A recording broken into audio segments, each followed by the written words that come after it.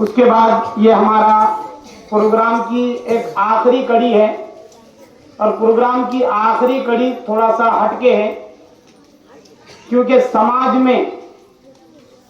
में हर किस्म का इंसान रहता है और हर किस्म के इंसान के साथ अपना अपना एक किरदार जुड़ा हुआ है, एक ओहदा जुड़ा हुआ है।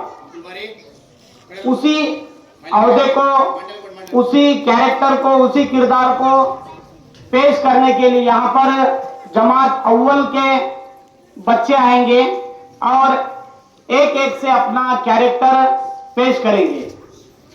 तो हर बच्चे के लिए आपको क्या करना है, क्लैप करना है, हर बच्चे की हौसला अफजाई करना है। अभी नन्हा सा पौधा है, बड़ा होगा तो फल देगा, हमारी कौम का बच्चा हवा का रुख बदल देगा। ये छोटे छोटे बच्चे हैं और ये जब आएंगे स्टेज पर तो आपको तालियों के जरिए से इनका इस्तकबाल करना है, और बच्चे क्या बोलेंगे ये आपको गौर से सुनना है। बच्चे अपना अपना कैरेक्टर पेश करेंगे और अपना ओहदा बोलेंगे कि हम क्या है।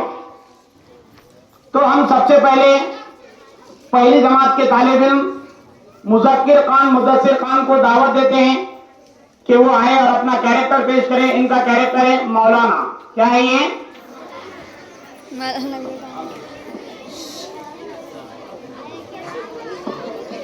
मुज़क्किर आपके सामने पेश।